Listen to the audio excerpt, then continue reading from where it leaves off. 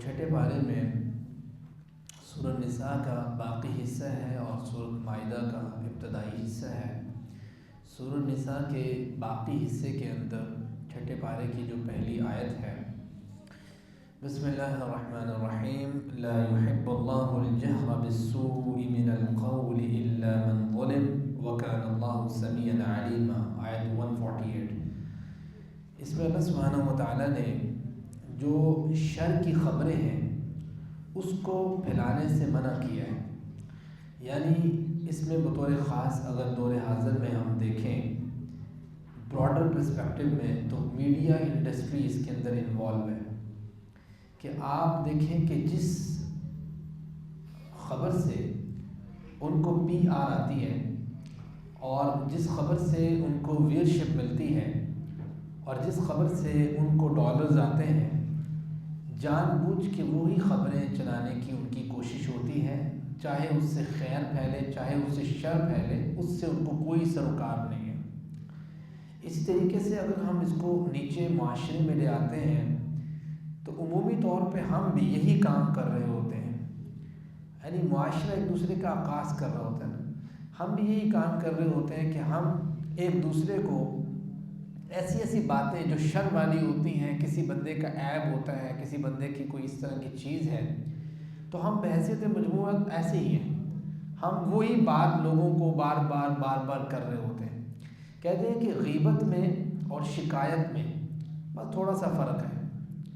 غیبت irrelevant person کو آپ بات بتاتے ہیں، اور شکایت یا امپروومنٹ کسی کام کے لیے آپ ریلیونٹ پرسن کو چوز کرتے ہیں، اس کے سامنے مدعا رکھتے ہیں۔ قرآن نے بھی ریلیونسی کی بات کی، لا يحب اللہ الجہر بالسوء الا من ظلم، یہ کہا کہ ہاں جس پہ ظلم کیا جائے وہ بات کر سکتا ہے، وہ اس طرح کی بات عیاں کر سکتا ہے، باقی کو چاہیے کہ معاشرے کے اندر خامیاں خرابیاں بیان بار کرنے سے وہ افراد جن کے دل میں تھوڑی بہت قدورت ہوتی ہے، کوئی خوف ہوتا ہے، وہ بھی ماشاءاللہ سے نکل جاتا ہے۔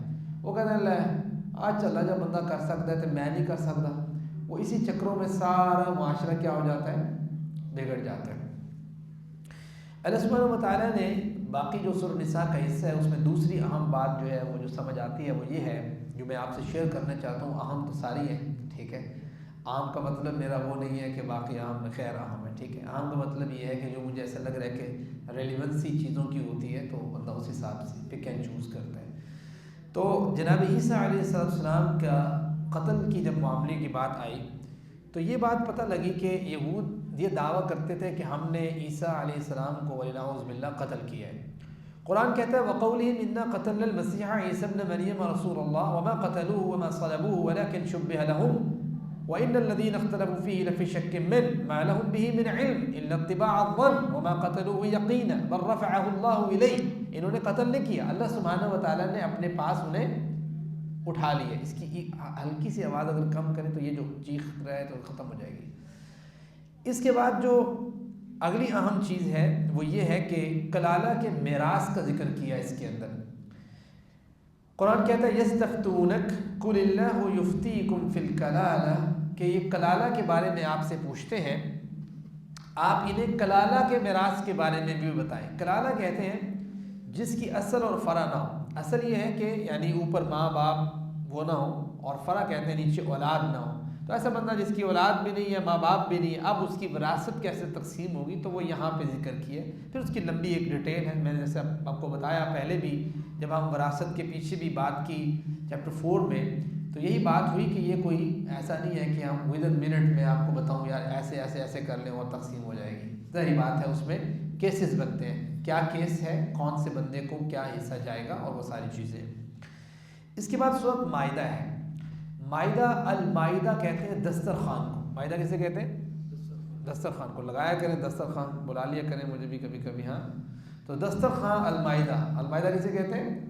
دسترخوان۔ تو دسترخوان کا چونکہ اس میں ذکر ہے تو اس لیے اللہ سبحانہ و تعالیٰ نے اس میں وہ جناب عیسیٰ علیہ السلام نے جب اپنے حواریوں سے کہا، وہ آئے گا چیپٹر 7 میں ذکر، تو انہوں نے کہا کہ آپ ایسے کریں ہمارے لیے اللہ تعالیٰ سے کوئی دسترخوان منگوا دیں، کیونکہ ان سے پہلی جو قوم گزر کے گئی تھی وہ تو اسی چیز کی عادی تھی نا، تو تو اللہ تعالیٰ نے ان کے لیے وہ دسترخوان کا انتظام کیا، تو اس کا ذکر ہے اس صورت کے اندر، اس لیے اس صورت کو جو ہے وہ دسترخوان کے طور پہ جانا جاتا ہے، یعنی مائدہ کہا جاتا ہے۔ اس کا جو نزول ہے وہ صلح حدیبیہ کے بعد کے کا جو ٹائم ہے اس وقت تقریباً یہ صورت نازل ہو رہی ہے، اور کچھ پیریڈ ہے اس کا آگے بھی، چونکہ اس صورت کے اندر آپ دیکھیں گے کہ احرام کے معاملات کو ذکر کیا گیا ہے کہ کون سی چیز احرام میں، احرام باندھنے کے بعد حلال ہے، کون سا شکار حلال نہیں ہے۔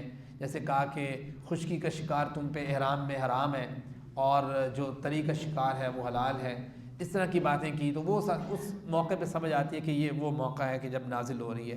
ویسے بھی اگر آپ اس کو کنیکٹ کریں پچھلی صورت کے ساتھ تو یہ بات سمجھ آتی ہے کہ پچھلی صورت میں یعنی سورہ نساء میں خاندانی نظام اور ریاست کی باتیں اور اس طرح کی چیزیں اور وراثت اور اس طرح کی چیزیں ڈسکس ہوئی۔ اس صورت میں فوجداری کے قوانین جو کرمنل کوڈز ہوتے ہیں وہ ڈسکس ہوئے اس صورت کے اندر بطور خاص، جس کو ہم آگے جا کے انشاءاللہ کچھ نکات میں دیکھتے ہیں۔ سب سے پہلے جو اس صورت کی آیت ہے بسم اللہ الرحمن الرحیم، وہ ہے کہ یا ایھا الذین آمنوا اوفوا بالعقود، اے ایمان والو اپنا وعدہ جو عہد ہے اسے پورا کرو۔ ایک عہد وہ ہے جو اللہ سبحانہ و تعالیٰ کے ساتھ ہے اس کے فرائض کی ادائیگی کا، اور ایک عہد وہ ہے جو بندوں کے ساتھ ہے، دونوں کو پورا کرنے کا کہا گیا ہے۔ اور اسی طریقے سے اسی پارے کے اندر حلال و حرام کے احکام اس صورت میں ڈسکس ہوئے، تو یہ بات کہی گئی کہ بھئی احلت لکم بہیمۃ الانعام الا ما یتلی علیکم، پہلی آیت میں کہ تمہارے لیے بہیمۃ الانعام جو اللہ تعالیٰ نے حلال کی ہیں، ہاں وہ جن کا اللہ تبارک و تعالیٰ ذکر کر دے۔ اس کا مطلب یہ ہے کہ حلال اور حرام میں یہ جو جانوروں کی علت و حرمت ہے اس میں رول ہے یہ کہ چیزیں حلال ہیں الا یہ کہ جو حرام کر دی جائیں۔ اس لیے آپ دیکھیں یہاں پہ حرام کا ذکر کیا، حرمت علیکم المیتۃ والدم ولحم الخنزیر وما اہل لغیر اللہ بہ والمنخنقۃ والموقوذۃ والمتردیۃ والنطیحۃ وما اکل السبع الا ما ذکیتم وما ذبح علی النصب وان تستقسموا بالازلام ذلکم فسق اليوم یئس الذین کفروا من دینکم فلا تخشوهم واخشون۔ تو وہ سارے ذکر کیے کہ بھائی یہ حرام چیزیں ہیں، یہ لسٹ ہے پوری، یہ آپ نے پڑھنی ہے، ٹھیک ہے، یہ پوری لسٹ ہے، یہ حرام کیٹیگریز کی، ان کو نہیں آپ نے جو ہے نا وہ کھانا۔ اس کے بعد جو ہے وہ اسی صورت میں اللہ سبحانہ و تعالیٰ نے جو اسلام کی ایک بڑی خوبصورتی ہے وہ یہ ہے کہ اسلام بڑی پاکیزگی چاہتا ہے، نظافت چاہتا ہے، ان اللہ جمیل یحب الجمال، پاکیزگی صاف ستھرا رہنا اسلام پسند کرتا ہے۔ اس لیے اس نے جو 5 وقت کی نماز فرض کی ہے، تو نماز تو فرض کی ہے لیکن نماز کے لیے کیا فرض کی ہے؟ وضو فرض کی ہے۔ تو اب ہم آپ سے یہ کہیں کہ آپ کے اوپر 5 وقت صفائی فرض ہے تو آپ کو بڑا ممکن ہے عجیب سا لگے، لیکن فرض تو ہے۔ وہ کیسے فرض ہے کہ جب آپ پہ نماز فرض ہے تو وضو بھی فرض ہے، جب وضو فرض ہے تو وضو سے صفائی ہوتی ہے، ٹھیک ہے۔ تو یہ اللہ سبحانہ و تعالیٰ نے وضو کا اور پھر غسل کا، کب کب غسل انسان کے اوپر فرض ہوتا ہے، پھر تیمم کا یہاں پہ ذکر کیا۔ بسم اللہ الرحمن الرحیم، یا ایھا الذین آمنوا اذا قمتم الی الصلاۃ فاغسلوا وجوہکم، اے ایمان والو جب تم نماز کے لیے کھڑے ہو تو تم کیا کرو، فاغسلوا وجوہکم وایدیکم الی المرافق وامسحوا برؤوسکم وارجلکم الی الکعبین وان کنتم جنبا، اگر تم جنبی ہو پھر تمہیں غسل کرنا ظاہری بات ہے، اور تمہارے پاس اگر پانی موجود نہیں ہے وضو کے لیے یا غسل کے لیے، دونوں کے لیے تیمم سیم ہے، آپ نے ہلکا سا ہاتھ مارنا ہے اور اس کو پہلے ہاتھ پہ پھیر لیں، منہ پہ پھیر لیں، اور آپ کا یہ جھاڑ کے آپ کا یہ تیمم ہو جاتا ہے اگر پانی اویلیبل نہیں ہے۔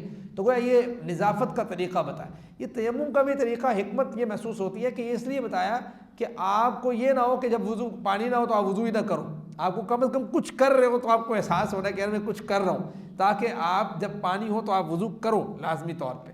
یہ ہے نظافت۔ اسلام اس خوبصورتی سے دیکھیں دین ہے کہ وہ ایسے گندے بندے اور بال بکھرے ادھر ادھر بس اس طرح نہیں، بلکہ ایک پارے میں تو یہ بھی ذکر ہے، وہ آگے جا کے آئے گا، جس میں یہ کہ خذوا زینتکم، ٹھیک ہے، یہ چیپٹر 8 میں آئی تھنک سورہ اعراف میں، یا بنی آدم خذوا زینتکم عند کل مسجد، جب تم مسجد جاؤ تو زینت پکڑو، ٹھیک ہے۔ جب شادی پہ جاتے ہو تو کپڑے سے ہوتا ہے نہیں ہوتا، آپ کو اگر یہ احساس پیدا ہو جائے، کچھ صحابہ کے بارے میں آتا ہے وہ یہی کام کرتے ہیں، وہ کوشش ان کے جو مسجد میں جانے کا ان کا لباس ہوتا تھا وہ الگ سے انہوں نے رکھا ہوتا، سونے کے لیے گھر میں ویسے چلنے پھرنے کے لیے ایک الگ لباس ہوتا تھا، تو یہ بھی ایک اچھی چیز ہے۔ تو گویا اسلام اس طرح کی نظافت چاہتا ہے۔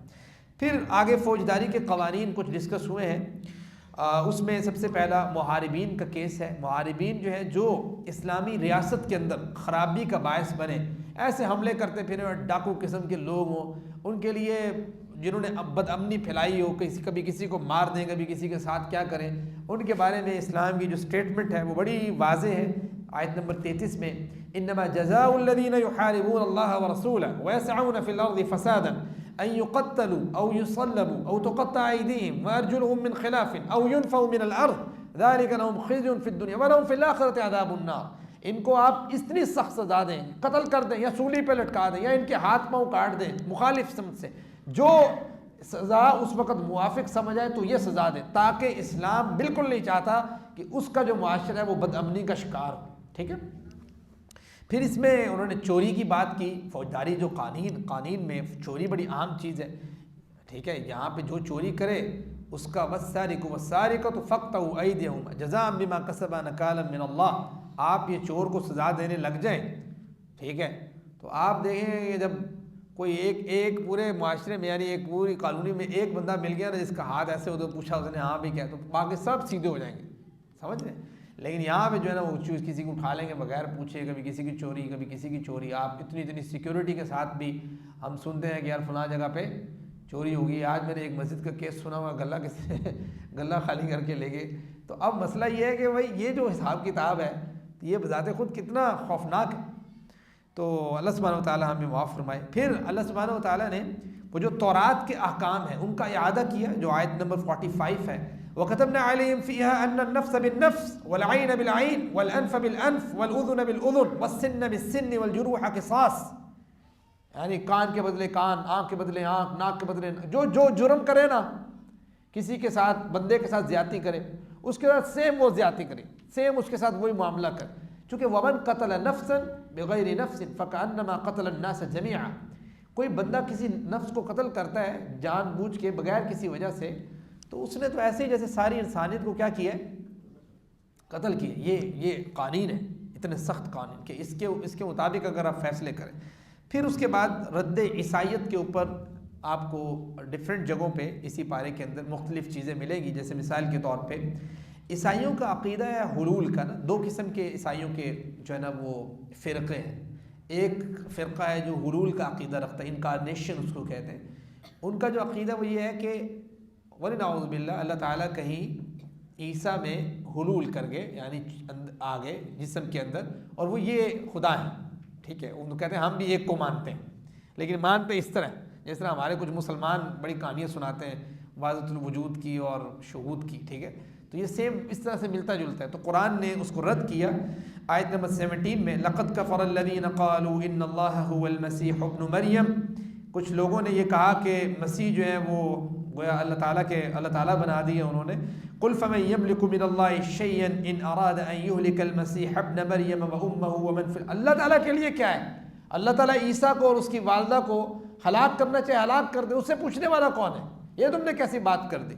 اور ساتھ کا وَلِلَّهِ مُلْكُ السَّمَاوَاتِ وَالْأَرْضِ وَمَا بَيْنَهُمَا، اسی ایک اللہ ہی کے لیے آسمان و زمین کی بادشاہت، سیم ایز اٹ از، یہی کوٹیشن ابتدائی کے ساتھ دوبارہ ریپیٹ ہوتی ہے اسی پارے میں 72 نمبر آیت میں، لَقَدْ كَفَرَ الَّذِينَ قَالُوا إِنَّ اللَّهَ هُوَ الْمَسِيحُ ابْنُ مَرْيَمَ، کچھ ایسے ہیں جنہوں نے اللہ مسیح کو بنا دیا، وَلِنَعُوذُ بِاللَّهِ وَقَالَ الْمَسِيحُ يَا بَنِي إِسْرَائِيل، جبکہ مسیح یعنی جناب عیسیٰ کہا کرتے تھے اے بنی اسرائیل اعبدوا اللہ ربی وربکم، ایک اللہ کی عبادت کرو جو تمہارا رب ہے اور میرا رب ہے، انہ من یشرک باللہ فقد حرم اللہ علیہ الجنہ، جس نے اللہ کے ساتھ شرک کیا اس پہ اللہ نے جنت کو حرام کر دیا۔ اور ایک دوسرا جو ان کا فرقہ ہے یعنی عیسائیوں کا، وہ فرقہ ہے جو ٹرینیٹی کا قائل ہے، یعنی تثلیث کے عقیدے کا قائل ہے۔ وہ کہتے ہیں لقد کفر الذین قالوا ان اللہ ثالث ثلاثہ، تین مل کے نظام کائنات چلا رہے ہیں، جناب مریم، جناب عیسیٰ اور اللہ سبحانہ وتعالیٰ کا ایسے ملا کے وہ بات کرتے ہیں جناب جبریل کا، تو گویا وہ اس طریقے سے کہا، تو قرآن نے اس کا بھی رد کیا اور کہا وقال وَإِن لَمْ يَنْتَهُوا عَمَّا يَقُولُونَ لَيَمَسَّنَّ الَّذِينَ كَفَرُوا مِنْهُمْ عَذَابٌ أَلِيمٌ، اگر یہ اس سے باز نہیں آتے تو بہت برا عذاب ہے اللہ سبحانہ وتعالیٰ کی طرف سے۔ اور پھر ان کو غلو سے منع کیا، اسی پارے میں دو جگہ پہ یہ آیت ریپیٹ ہوئی ہے اس طریقے سے۔ پہلی آیت سورہ مائدہ کی ہے، آیت نمبر 77، قُلْ يَا أَهْلَ الْكِتَابِ لَا تَغْلُوا فِي دِينِكُمْ غَيْرَ الْحَقِّ وَلَا تَتَّبِعُوا أَهْوَاءَ قَوْمٍ قَدْ ضَلُّوا مِنْ قَبْلُ وَأَضَلُّوا كَثِيرًا وَضَلُّوا عَنْ سَوَاءِ السَّبِيلِ، کہ آپ غلو نہ کریں۔ غلو کیا ہوتا ہے کہ ایک بندے کا سٹیٹس اتنا ہے، آگو یہ محبت ہے سب کچھ جائز ہے. جیسے ہمارے کچھ مسلمان بیچارے بھولے بھالے کہہ رہے ہوتے ہیں محبت میں سب کچھ جی جو مرضی کہی جو آپ اللہ کے رسول کو کہا اللہ تعالیٰ کے قریب پہنچا دو, کہیں اللہ تعالیٰ کے معاملات میں شریک ٹھہرا دو.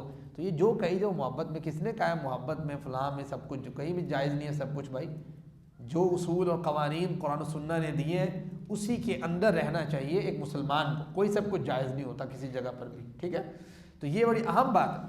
تو گویا منع کیا کہ غلو نہ کریں.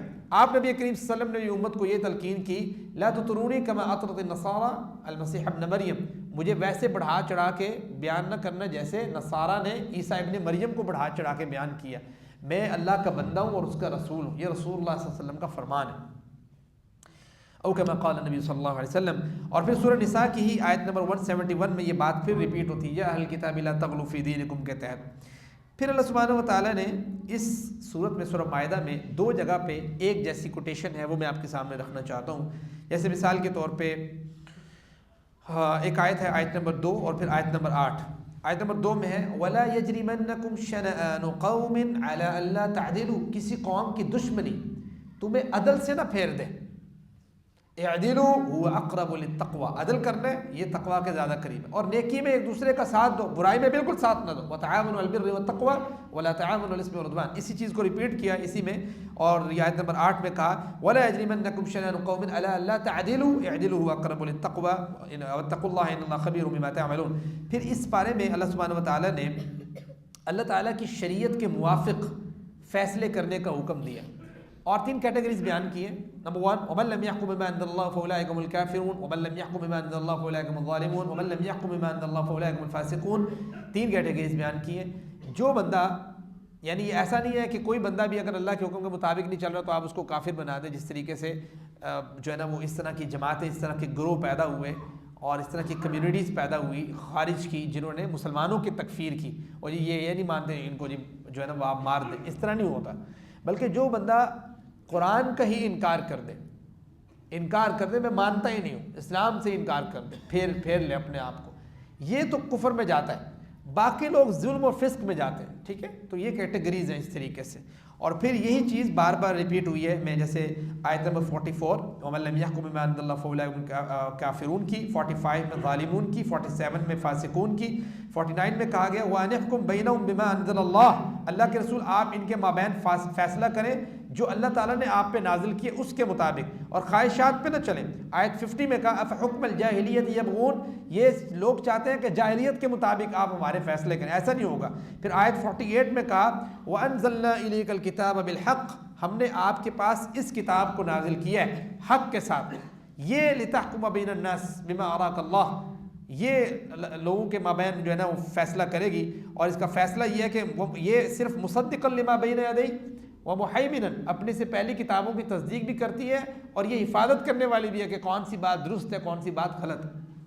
یہ بڑی اہم بات, اور یہی کتاب بتاتی ہے کہ رسول اللہ صلی اللہ علیہ وسلم کی سنت ہمارے لیے نمونہ ہے. آخر میں آپ کے سامنے صرف وہ بات رکھنا چاہوں گا جو اس پارے کی آخری آیت ہے, جس کا کنیکشن جو ہے وہ اگلے پارے کی پہلی آیت کے ساتھ بھی ہے. اس کو ہم کل بھی تمہیدی طور پہ یہیں سے بات شروع کریں گے.